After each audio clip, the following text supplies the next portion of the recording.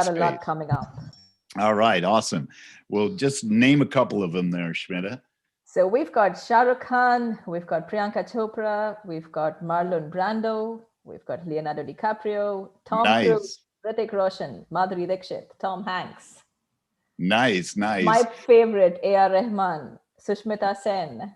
Beautiful, beautiful, beautiful. Well, I happen to be fond of a couple of those, and Chance the Rapper is one of them. Chris Martin from Coldplay. But when I think about those people that influence our lives and the time that they spend, and how much Dr. Sharman deserves to be exactly into that sphere of influence because she cares so much about you. She's interested in you and your success in a path in life. But how is it that these people have so much influence on our life that they came up right in the middle of our chat? Well, do you think that they wake up in the morning thinking about what problem they're going to solve?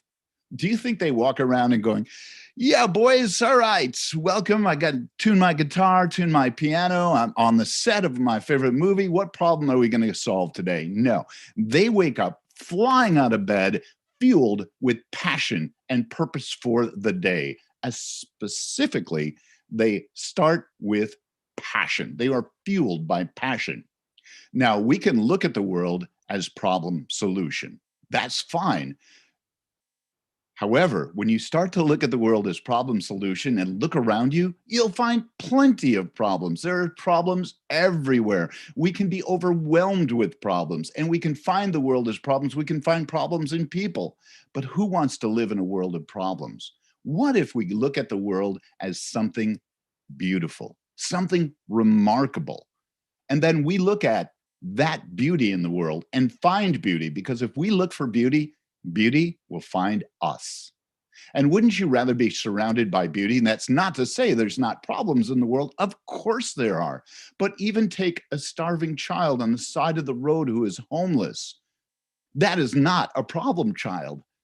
That is a beautiful, precious soul. That is life's beauty.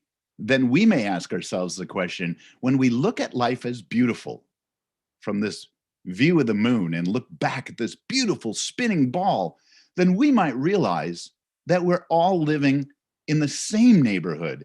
It's not just me in New York and you in India. It's us together on a small round ball flying through space at incredible speeds. That's our neighborhood. That's our humanity. That's our humankind. And that's our connectivity. We live on a beautiful earth with a beautiful planet with beautiful people like you. So when we look at the world as beautiful, we will find beautiful. So if you're ever in a course or in a class and your professor or somebody says, we must think in problem solution, you can think that way. It isn't wrong, but I invite you to think of the world as beautiful and invite passion and purpose. All right, let's go. I'm going to go quickly. So thank you for jumping into the chat there. We'll activate the chat throughout. Okay, great. I'm quite fond of social innovation and social entrepreneurship.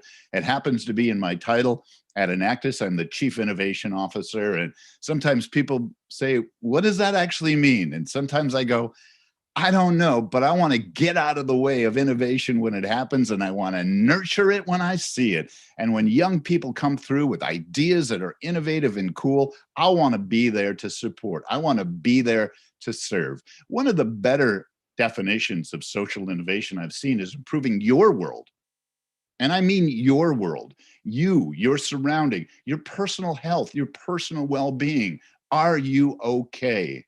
When you're flying through anywhere in the world on an airplane, they always tell you when the oxygen masks come down, should they come down, put yours on first so you can breathe and then help others. So it's really important that we look out for our own personal health. So when I look at social innovation, check into your world, make sure you're okay, you're healthy, so you can help others first and foremost. And from then, it's like breathing. It's ebb and flow. It's serving and being careful of your own health. And so when I look at improving your world and the world through greater ideas, theories that create a better way, a better product, and a better service, there's an asterisk on better way because it better be a better way from the start to the finish. I'm not talking about polluting our planet with plastics. I'm talking about a better way to get clean water from where it originates to where it needs to go. A better way all the way, without compromise to 100% of humankind, regardless of our skin tone or any of our orientations. It's 100% of humanity, humankind. So then when I look at social innovators, people like you, those are the people who care to make it happen with values and verve, passion, performance, and purpose. And now we're going to talk about those two anchors of passion and purpose. As I said, I'm going to go fast. I hope you're able to take notes, because I'm going to ask you to write a few things down on a piece of paper, or if you're on your laptop and you have your phone, you can use your text. But I really encourage you to use that thing called pen, pencil, and paper. All right, we are here. We're all together on this spinning round ball. And in order to get from where we're at to get to where we want to go, we got to be in motion. We have to be in motion. And even if you sit in stillness, even when you're sleeping, you are in motion. From the tiniest microcosms in your body, they're at work and in motion all the time, even when we don't think about it. But on a macro level, the earth is spinning. It's rotating around the sun. The entire universe is moving. The Milky Way, we are always in motion. So embrace motion. You can embrace motion with a beautiful stillness and just start by focusing on your breathing. But being in motion is the clear pathway to take the fuel of your passion and move it into your purpose. All right. So when we talk about getting from point A to B, objects in motion tend to stay in motion. You might know the guy who said it, Newton. I tend to like to think about other theories about staying in motion. I like this particular quote, because I'm in love with my future, can't wait to meet her, and I'm in love, but not with anybody else, just want to get to know myself. So that's about making sure you're in perfect health and you're in a space and a place where you can reach out and help yourself, help your family, help your community, help others, and spread that opportunity of taking your passion into purpose. I happen to also like the person who said it, all-time Grammy winner, Billie Eilish. Cool. Quick question into the chat. What do you see? This is a little bit about you. It says a lot about you, how you think, how teams think, how we think together. So just quickly in the chat, pop in the thing that you see first. What's the first thing you see? Check it out. I'll be quiet while you take a look, but the first thing that you see, place it into the chat.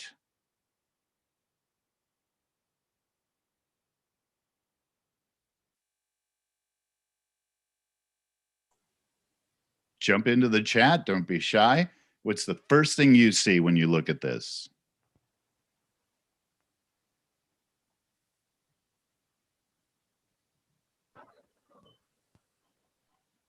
How's that chat coming along, Shmita? Lovely. So far, we've got monkey, a dancer, a panther, a tiger, a tree bark, a monkey hanging from a tree, roots. Someone sees pursuit, lovely. A branch with leaves, fish, lot of animals, a deer. Okay, awesome. I love all of the images that you're seeing. Spot.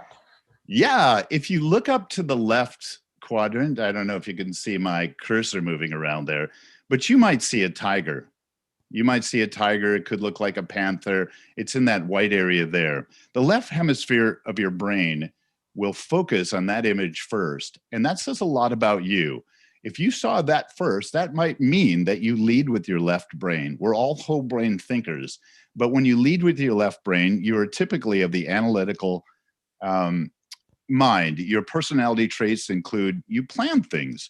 You do things in a properly planned way, like a to-do list, like a process. You tend to be a little bit more precise. You have clear earmarked goals and are clear about the paths you need to take and achieve. You could be perceived by your friends and others as rational. Emotions and feelings don't necessarily get in the way. They're secondary to your goals. And you might consider yourself as being quote unquote realistic. All right. Does that sound like any of you? Yeah. Is it possible? All right. Now, some of you may have seen a monkey first. Now, many of you have seen some creative and imaginative things here, a lizard and other things hanging in the branch of a tree. Right in the middle is a monkey. Now, that tends to mean that you lead with your right brain.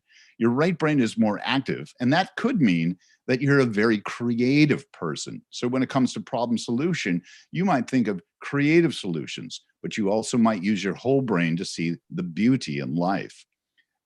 Your friends and yourself may consider you to be impulsive, possibly leading with emotion or emotional intelligence, or sometimes your emotion gets the best of you.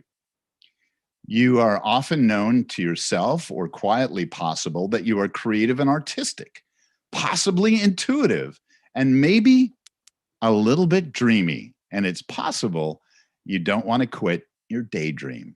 All right. No matter what you saw, left brain or right brain, this is an opportunity today to learn about your whole brain.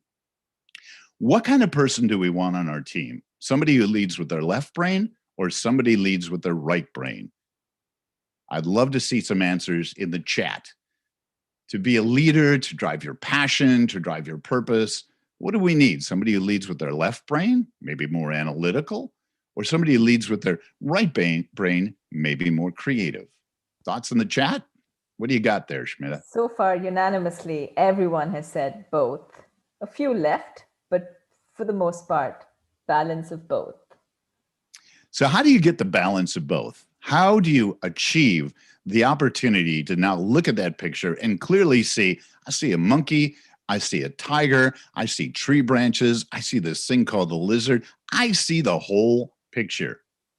That is thinking in terms of context versus content. To be able to see all of the possible content pieces and much more is context. So you can help yourself by appreciating and understanding when your left brain is in action and your right brain is in action. So as an example, personally, when you're in a process and you're with others and somebody says the magic words, what if? When somebody says, what if, that's a clue to jump on the right brain bandwagon and give them space, and then even support that space with a love it and wow, what if, and not a but, not a maybe, but support it because they're in a right brain moment. If you spend some time in that right brain moment and exhaust all of the possible ideas, get them onto a whiteboard or get them onto a paper, you can then spend some quiet time and look at that cloud of infinite possibilities, the ocean of opportunity, the waves of ideas that are all there and captured. And then you can spend a quiet moment and decide to move yourself and the group into your left brain. And that's the process of taking a great idea, putting it out into the world, and putting it into action. Now, you may be a perfect person that says, you know what? I am analytical. I am practical. I'm a realist. I live in my left brain. To that, I say, cool, awesome. Welcome to the world. Then I suggest you surround yourself with also right brain people who lead with their right brain, and then make sure that you can connect with each other.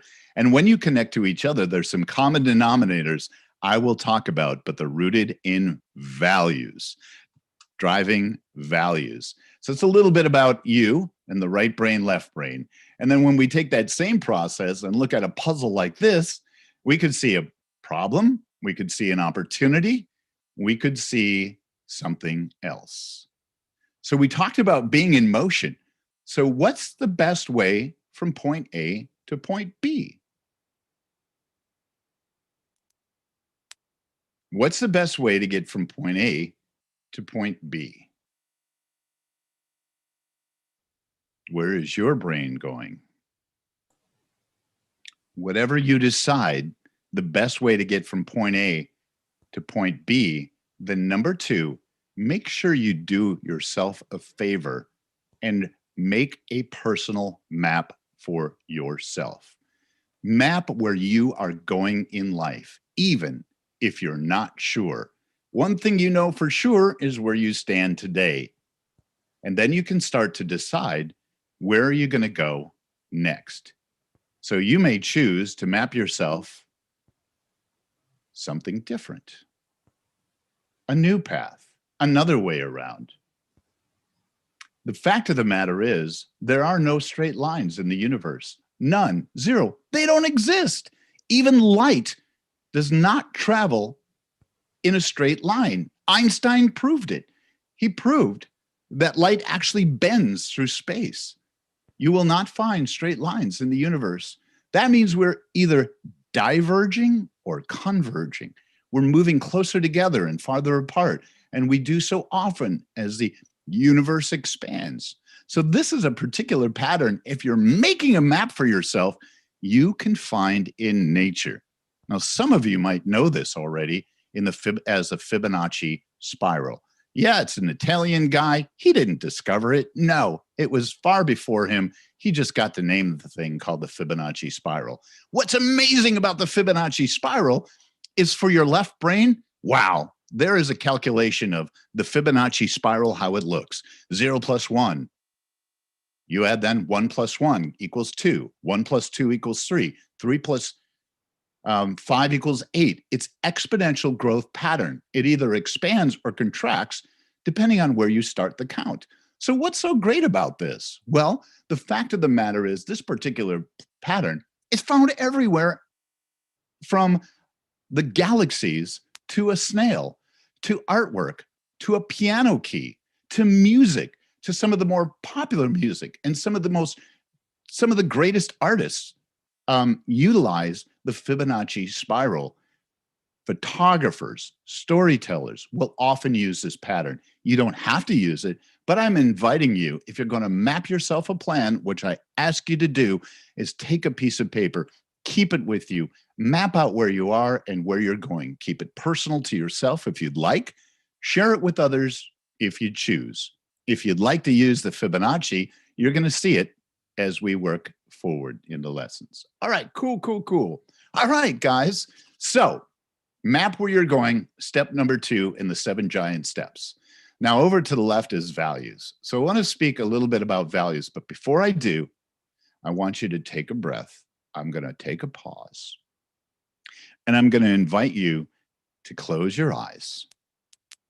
Close your eyes. Focus on your breathing. And then let's focus on synchronized breathing, where we're all breathing together. Okay? So we're going to take a big breath in gratitude on the count of 3. Big in.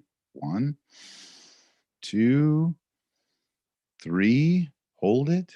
1, 2, 3, 4. Let it all the way out. 5, 6, 7, 8. Another big breath in. 1, 2, 3. Hold it. Hold it. Hold it. And push it out together. Empty all the air. Now as you breathe in, think about being very, very present. The gift of being together, humility, gratitude, opportunity. Here we are connected all around the world on this moment together. We are present. Hold it. Push out. Keep your eyes closed. And when you keep your eyes closed, I want you to picture in the theater of your mind, what is it that you value most in your life? What is it that you value most? Keep your eyes closed. And when you clearly see the picture of what it is you value most in your life, feel free to open your eyes, write it down on the right side of a piece of paper. And if you are so inclined, I please invite you to share what it is that you value most in the thread. Again, feel free, take a moment, take a breath, keep your eyes closed until you see it perfectly in the theater of your mind. What is it that you value most? And once you have it, open your eyes, write it down on a piece of paper, and then, if you will, please share it in the thread. And in just 15 seconds, I will ask Shmita to share that thread.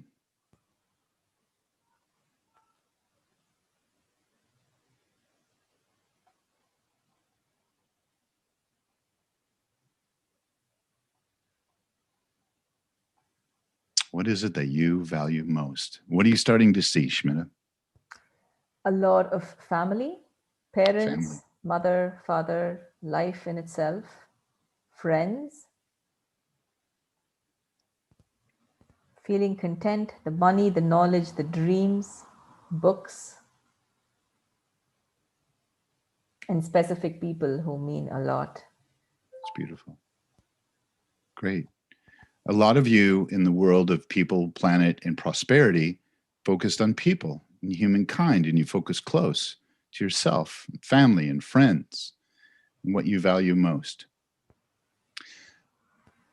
On the pathway of passion and purpose, what you value most is connected to your purpose. Your personal values is connected to your passion. I will explain that in a moment, but I ask you to think about what it is that you value most, write it down. And if it's blank for you, that's okay. Make a circle, because we're all in search of our purpose and what we value most. And if you don't know, you're not lost. You are found. You are in a perfect, safe place right here. And you have beautiful friends and family to always help and support whatever it is that you value most. Okay? So you can continue to build into the thread. I want to make sure we capture it and groove that we have the opportunity to share this. But what is it that you value most? And you want to put it to the right side of your piece of paper. If you're using this particular shape, you can see on the screen a nice way to capture it. What do you value most? Okay. And this will help you map where you're going. This is step number 2 in 7 giant steps to connect passion and purpose. Great. Let's move on. All right, guys. So we're ready for step number 3. Step number 1, I didn't underscore enough, is enjoy the adventure on purpose.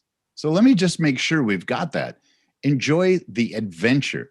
That's life's adventure. Now, enjoy is a tough word when we're hungry, when we're hurt, when we're in pain, when we're in COVID, and when we're a world that is suffering. That's a tough line to look at. How is it that I can enjoy that? To which I would say life is full of pain. Life is full of challenges.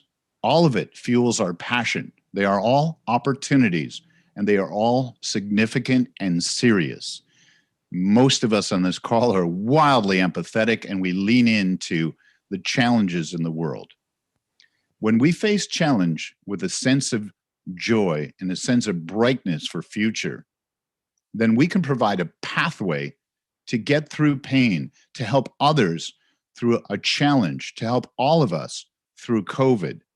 And when we look at that life as an adventure, we have the opportunity to think of the world as beautiful versus thinking of the world as a problem.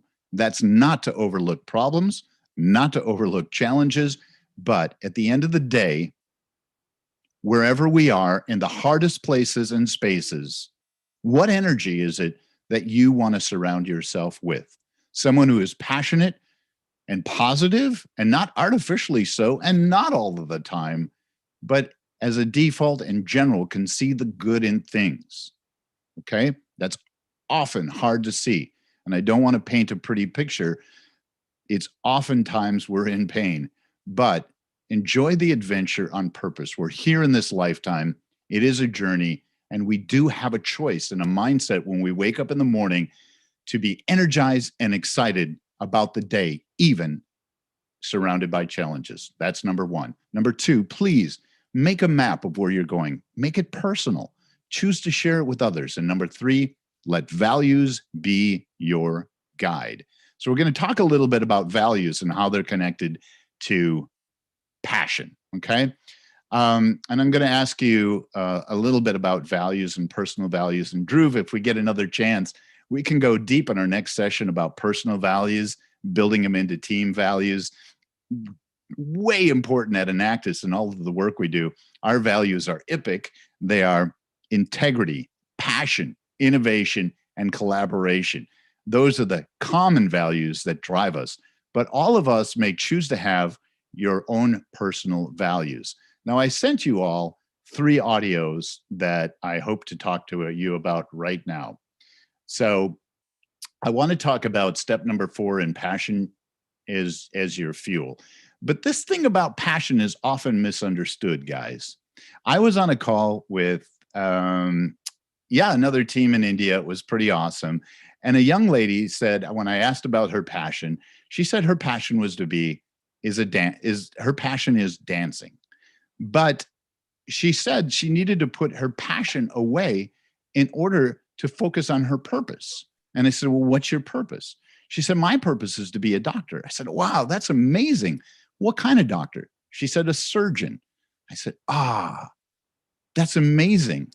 So what connectivity between dance and surgery could there possibly be? In her dance, we asked further. She loves the choreography. She loves the precision about dance steps and dance moves. She also loves to free dance and the opportunity to just improvise her dance steps. So if you look at that passion connected with her purpose of being a doctor, you can see the music, you can see the rhythm, you can see the math, you can see the opportunity that could dance her way to her purpose of being a doctor. Now, can she spend a little bit more time in her studies and a little less time dancing? Possibly. But those kind of passions open your mindset. If you have a passion to walk, walking you can learn, dancing you can learn. Are you coding? What are you passionate about? So we often get misconstrued about passion as just a hobby. Now, passion can be a hobby. It can certainly be an interest, but I can tell you it is certainly likely connected to your purpose. Now, a lot of times we get into conversations with our parents, and sometimes parents are with the deepest love in their heart saying, you should do this, you should do that, you should do this, and it doesn't feel like what you want to do. That's coming from a place of love. If you want to have a deeper conversation with your parents or a friend who says, you should focus over here on this, then just ask them, when they were your age, what were they passionate about? And just ask them, and just be open to the response you get. It is likely that whatever you are passionate about, you can borrow that energy to your purpose. And I do mean energy. When we talk about passion, our interests, our hobbies, our curiosities, something changes in our body. Our heart beats differently. We get focused. Things around us disappear. We get into this beautiful cloud and we get into the moment of our passion. It could be spoken word. It could be coding. It could be science. It could be whatever it can be. So I invite you to explore your passions. Don't park them. But the 2 outcomes of passion are, how might they connect to my purpose? How might they connect to my fuel? How might they drive my energy and excitement so others can connect with me? You will find passionate people, even if they're quiet introverts, but quietly passionate. Attract other people and connect other people. So use the power of your passion to fuel your pathway, no matter what it is. All right, guys. I sent out 3 audios. I know you didn't have a chance to listen to them all, and some of you didn't have a chance to listen to them at all. Dhruv, will you have an opportunity to circulate those 3 audios to everybody on this call? Yes, sir. Yes, sir. It's been circulated to everybody on the call. Nice. Dhruva, thank you for putting this together. And Schmidt, I'm going to ask for a moment to, if there is somebody who listened to interested versus interesting, context versus content, or the piece about authentic communication, I'd love to hear from you. Let's start with interested versus interesting. For those of you who had a chance to listen to the audio, there's a 3-minute audio. It will be available to all of you. But somebody who had a chance to listen to interested versus interesting, this is your chance to step forward, be passionate, be heard, be brave, and open your mic. And if you could select one or two, Schmidt, I would love to hear what you heard when you listened to interested versus interesting.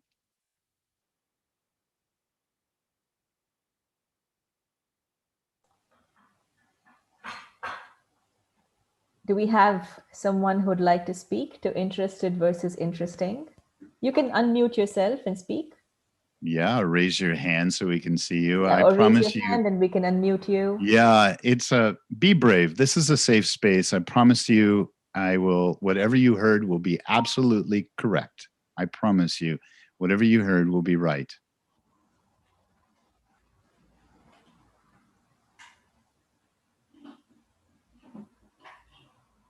While we wait for somebody, I want to ask Dhruv. Dhruv, you're a podcaster. Your voice is heard. Did you ever have a challenge where you were shy or you were worried about what you were going to say to get to where you are today?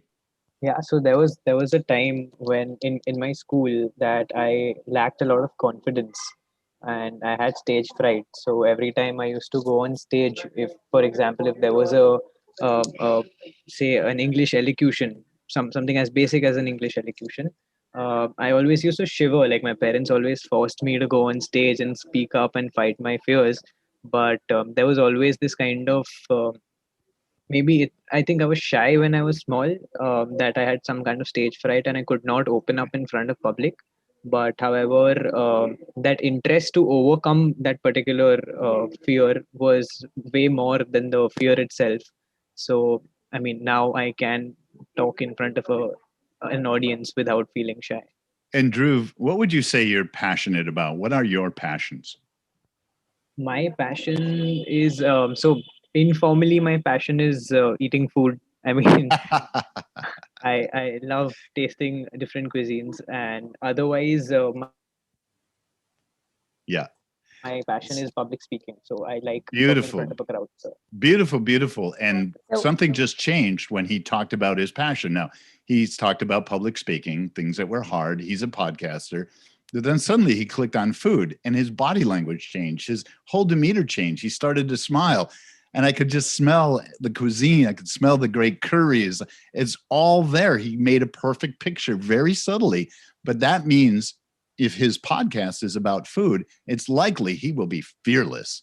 He will then take that opportunity to connect something he's passionate about and good at and connect it with his purpose. He will talk to great chefs. He will talk to young people who are experimenting. He can open up a world of possibilities by being interested more than being interesting. Just by Dhruv being interested and leading with being interested, he fuels himself. He becomes more interesting. He becomes the vehicle. So anybody else listen to interested versus interesting? We do have someone who'd like to speak on this. Siddhant Dhanvijay. Please, thank you. Could you please unmute yourself? Yes, miss. Okay, there you go. Sir, I like to be interesting than interested. Say that again one more time. Sir, I would like to be interesting than interested because interesting is an ongoing process. We can enjoy. Great. So I heard you right. You prefer to be interesting versus interested. So tell me how your pathway to be interesting is going to come about. Do you want people to look at you and say, wow, you're really interesting? Tell me a little bit more about that. Not like that. Means learning something be interesting, just like seminars, attending knowledge. Great, good. So The opportunity to become interesting is to start with being interested, being curious, being passionate about possibilities, exploratory. It's the adventure in step number 1 that I was talking about. Again, when you close your eyes and think about the person who is most influential in your life, the person who mattered the most in your life, when you close your eyes and picture that perfect person who is influential in your life, be it living or dead or past, whoever that person had most influence in your life. When I ask this question around the world, the chances are the person that are most interesting and influential in your life is because they were interested in you, interested in your well-being, interested in your outcomes, interested in humankind, interested in the things that you care about most. That's how beautiful relationships are formed.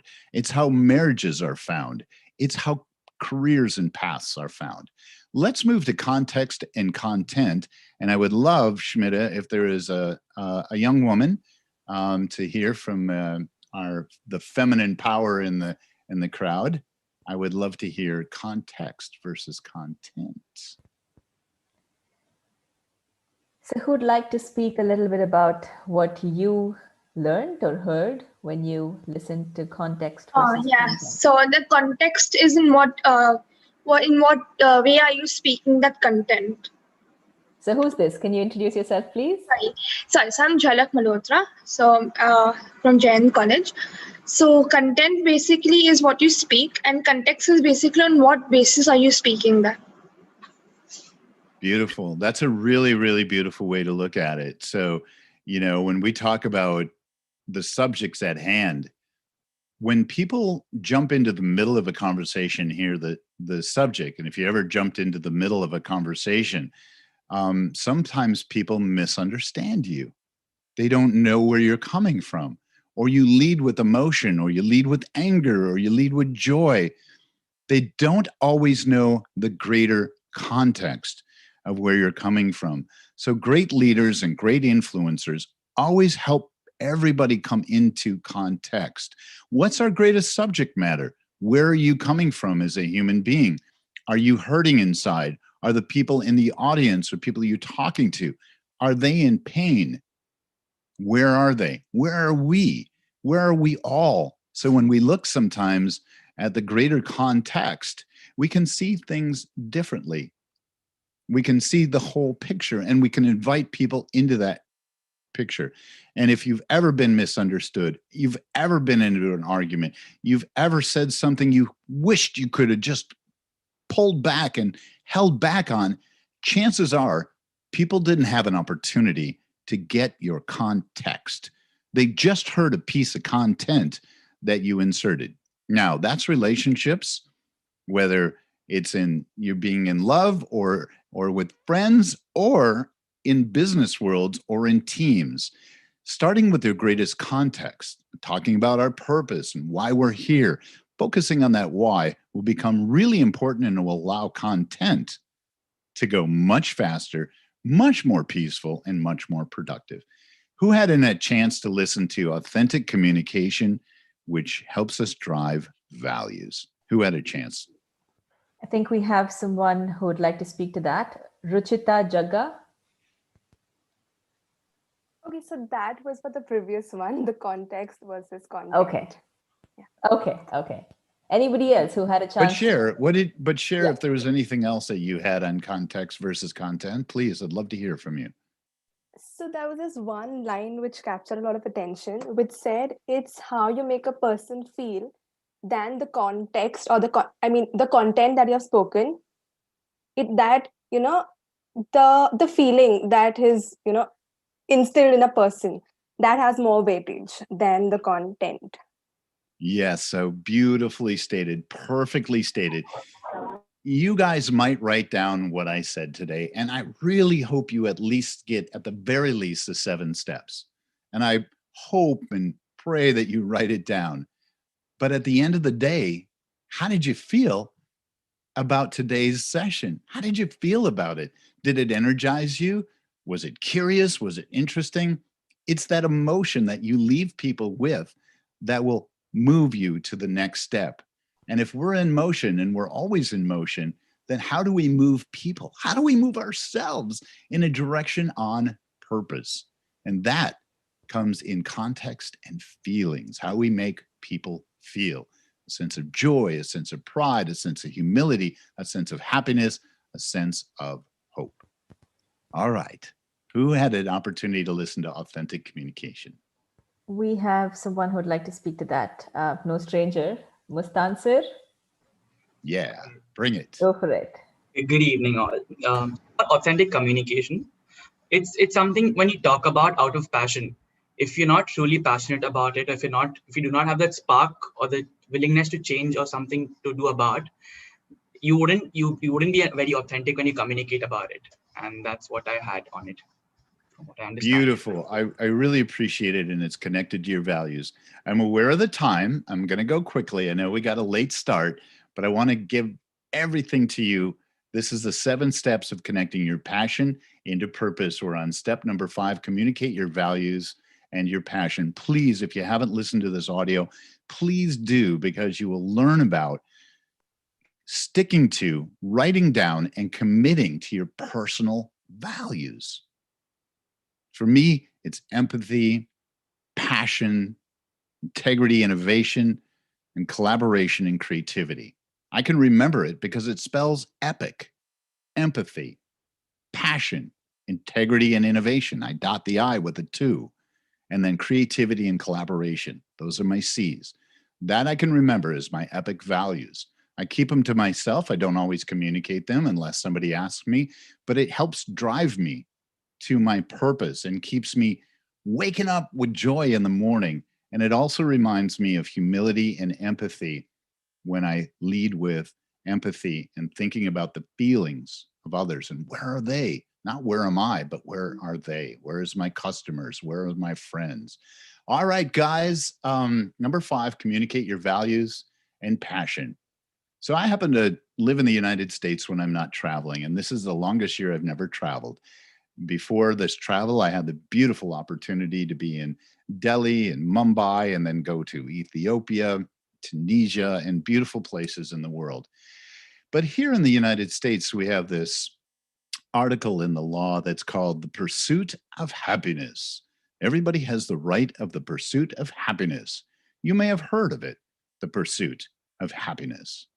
But that's like parking happiness somewhere down at the end of the journey. So I like to rewrite the pursuit of happiness into the happiness of pursuit.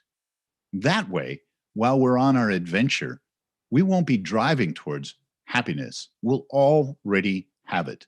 We can wake up meditating. We can wake up with breathing exercises. We can focus on our own happiness. And even if we're not feeling that way, it's okay. It's understood. We might be in pain. But if we can feel the opportunity to engage and embrace happiness, we might help others find it and help others find it in our own selves. It is a pursuit, but we can have it now.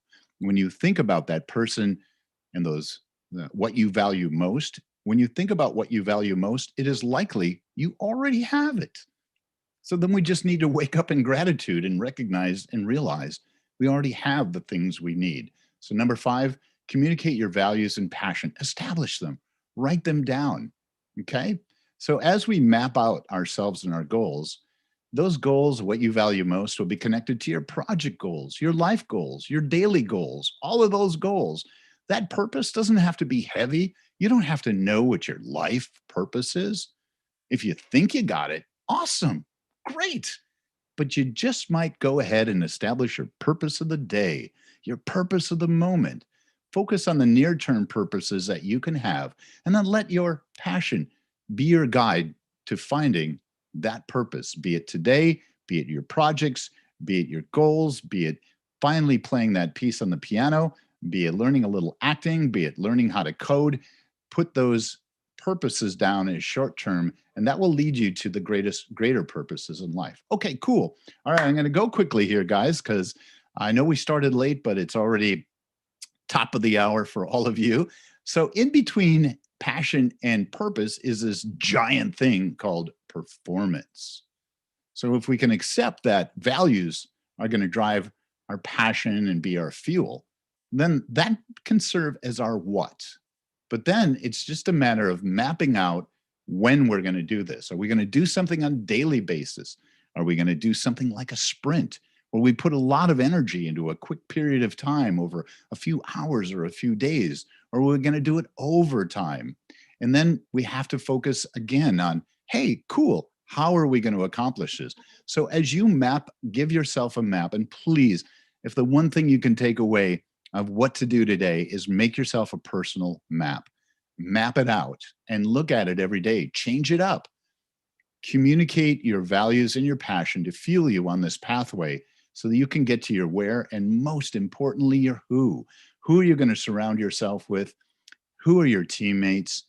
Who are you going to bring into your life, into your family, as a partner, in your love life?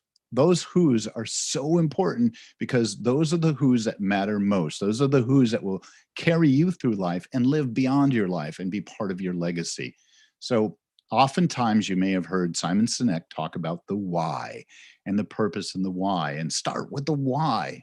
If everybody heard that, start with the why. Hey guys, that's all cool if you got yourself a why. If you don't have a why, do not worry about it. Your why will find you. And oftentimes, when a lot of people ask me about how will I know in my purpose, how will I know that purpose? Well, it might be the purpose of the day. It might be the purpose of your life. But I happen to be good friends with Deepak Chopra, and I met him in the Sultanate of Oman while we had a speaking engagement. And he and I concluded that when you find your purpose, all sense of time and space disappears. Suddenly you're surrounded by a cloud. It could be in love, or it could be in business, or it could be anywhere. You are in this cloud and you're like, it's your aha moment. Embrace it, find it, think about it, nurture it. You are the sum of all your thoughts. Those thoughts drive your actions. You will find your purpose, but don't worry about it. Step number 5. Communicate your values and purpose. Step number 6, that is again the who. Now, I'm not going to go into the passion test here because I know we're really short on time here, guys. But I want you to think, actually, you can go into the chat and tell me what it is that you value most. Just pick one. Is it status? Is it money? Is it creativity? Is it happiness? Is it social impact? Just a little test. 1, 2, 3, 4, 5. Out of those 5 things, what do you value most? Which one? Is it status? Is it money? Is it creativity? Is it happiness? Is it social impact? And if you feel brave, lots go of for it. happiness. What do you got? A lot of happiness, a lot of creativity, a little bit of money, but a lot of happiness and creativity. Okay. Cool. How are we doing on social impact? We do have 1 or 2 on social impact, and we have none on status. On status. Oh, interesting. Interesting. So it's a lot of happiness. I think it's about 70% happiness. No, 60% happiness, 20% creativity and social impact, and 10% money and Beautiful. no status. Beautiful, beautiful, beautiful. It is no accident. It is by design, and I can assure you, and it's why I love to spend time in India and time with Indians. It is no accident in the world that the leader of the greatest companies in the world are Indians. That's not an accident. Google, Microsoft, Adobe, and many more are led by Indians, oftentimes in Silicon Valley. Interesting. Do they have here. status? Do they have status? Sorry, what else? Interesting thought. A lot of people also feel social impact and happiness are interconnected. Nice. And I think that comes from a space where you truly are passionate about social impact, and hence it gives you happiness. Otherwise, the two don't go together, right? That's lovely. It's beautiful. That's lovely. It's a little bit of a trick question because on any given moment, you might just need money. That might fuel your daily purpose, and that is okay. Those that have some level of status also have influence, and it can help shape others. And status feels like something that is the opposite of humility, but status can also be a title that you may or may not care about, but you're responsible for. I'm the Chief Innovation Officer of Enactus, and that's a title I don't talk about much, but it's an opportunity for me to serve. It's a reminder that says that title I have to be very responsible to in my life. It's a call to me to serve. Creativity is something I breathe, eat, love creativity. We're born into creativity. If you believe we were born in the likeness of a great creator, then you'll know that we were born with abundant creative currency at birth. And happiness, who can argue with happiness? It's amazing. But sometimes we feel shy. It's like, oh, should I really put happiness as the most important thing? Because it seems weird. But the fact of the matter is, these are a sum of all of the parts to building a perfect team. You want to build a perfect team and be surrounded, get with an accountant who focuses on something called money. You want to drive values for your organization. If you're not pursuing happiness, what on earth are you doing? If you're not making impact, what are you leaving the earth with? All right. And so sometimes status can come amongst your team because you created an app that hit 1 billion people in the world.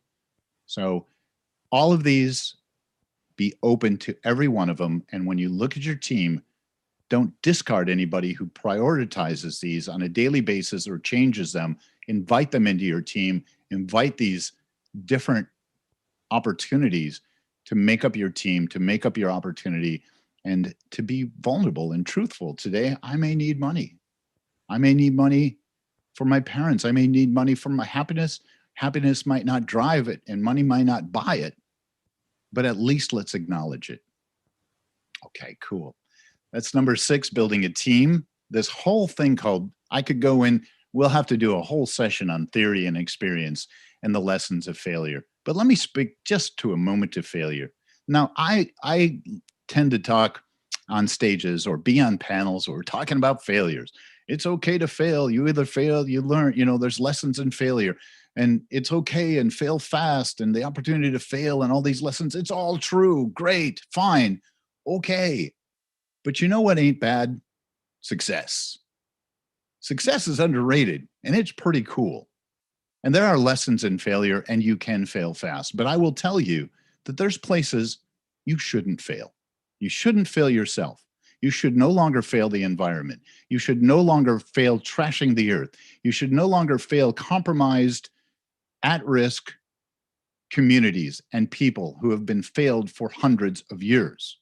There is a place where failure is not allowed, not on our watch, not in our time, no more.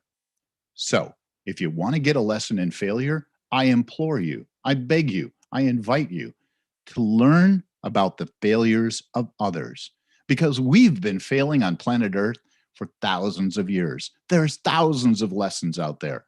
So make sure when you're talking about failure, you have an open understanding, an open mind to understand the failures of those before you. Because at Enactus, when we work in vulnerable communities and vulnerable environments, I beg you not to fail anymore in those scenarios. Oh, you will fail. You will fail in your personal life, but let those around you know about that path of failure. And many times when we're on a pathway, we measure, hey, what does success look like? What does success look like? Let's also openly talk about what does failure look like, so we can map our way forward and know that, oh, if we're headed to failure, we have an opportunity to course correct.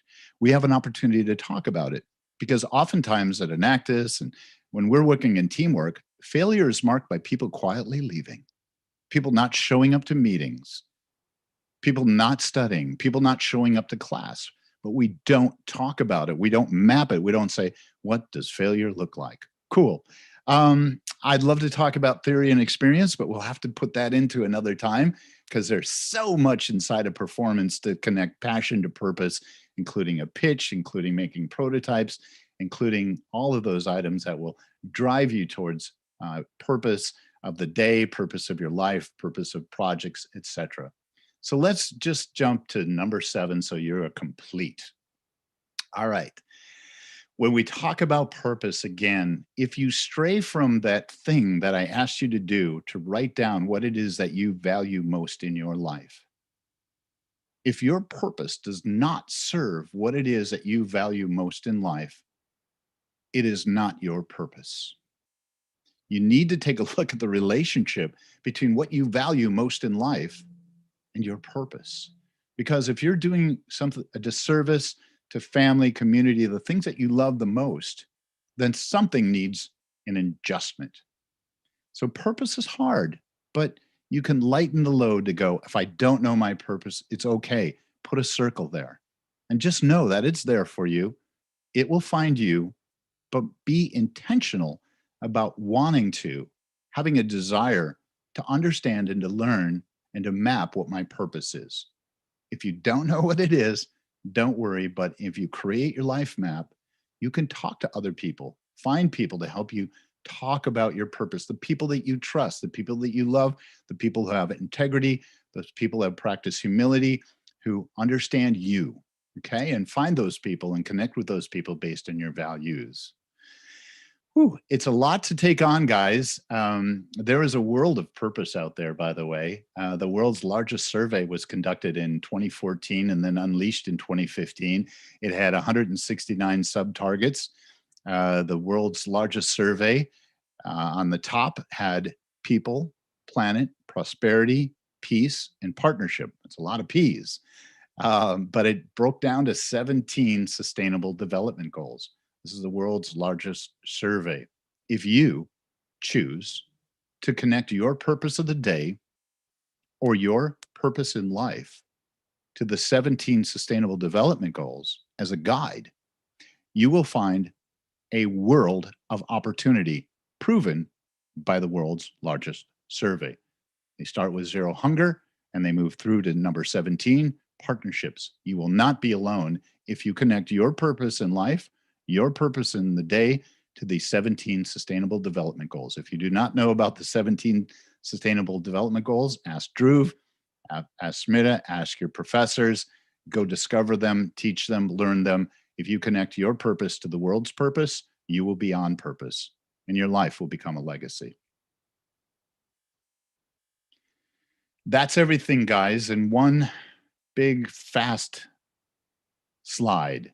Passion, performance, purpose, mapping out your what, where, how, when, who, why. We'll talk about theory and experience in another time when we get together.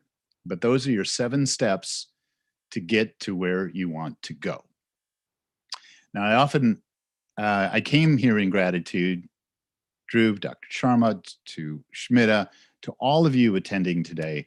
I am deep in gratitude and I'm deep at service and I'm here to continue to serve. I'm going to look to Dhruv to say if there's any follow-up that you need to do. If you want to schedule this again, you want to go deeper, I'm here to go deeper. I love helping people go from passion into purpose. In any way I can serve that, please, by all means, because as I feel, we're not on here on earth to see through each other. We're here to see each other through. That's what we do. We're here for each other. So with that, I leave you with one other thought. And this thought is driven by part of my purpose in life. I have 2 beautiful pillars in my life. They are my sons. They're all your ages. My son, Justice, is special needs. I hear him in the background. He is nonverbal. He utters great sounds. He is my lesson in being very, very, very, very present. He's autistic, apraxic, ataxic. When he picks up a cup of water and gets it to his lips without spilling, it's a celebration. It's awesome. And that's my boy, Justice. My boy, Elijah, who's been to India and loves it there. And I think he's well loved as well. He's funny. He's a YouTuber. He's charming. He's everything in a boy named Elijah. Those are my 2 pillars in life. And they remind me that if one of us can look out for 2 of us, then there's enough of us for all of us. On average, if just one of us can look out for 2 of us, then there's enough of us for all of us. So namaste. I thank you, Dr. Sharma, Smita, Dhruv. Thank you for pulling this all together. So much to cover. I want you to have it all. Thank you very much. Thank you very much. I think live life to your full potential is what is covered in the full session. It's like, everyone, it was such an interactive session, Terry. It was really nice. Like, everyone was right there, whether it's a left brain or a right brain. But I really like this, what is focus on purpose and passion be your fuel. And that is what, and communicate it, build a team. But yes, passion be your fuel, and that is what is entrepreneurship all about. Thank you very much, Terry, and I really thank you on behalf of Jai Hind College for accepting our invite after 1.5 years and being here. But you have promised that you will continue this, and with the support of Shmita, we will have you again for Jai Hind College and various other college also together. Thank you very much. We will one more time do an online course at your service, and then next time I will come to you and we'll enjoy some beautiful curries, some beautiful walks and on the campus, and we'll be back. We'll be back. Thank you very much. Thank you, Shmita, for making it happen. Thank you very much, and thank you for always supporting us, Enactus at Jai Hind College, and even all other places as well. Thank you very much, Shmita. Thank you very much, ma'am. I think on behalf of the entire Enactus community and Terry, I would love to thank the team that organized and put this together. Very well done. Not being on campus, not being able to physically meet people, you have pulled out an amazing e-summit with such great participation under your leadership, Dr. Rakhi ma'am. So thank you so much, all of you.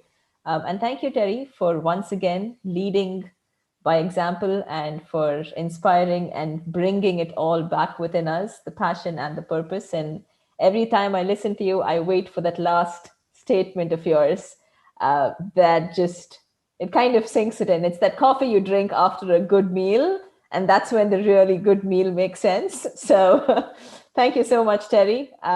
As always, enjoy being in your company. So thank you. Thank you all very much. Over to the organizers.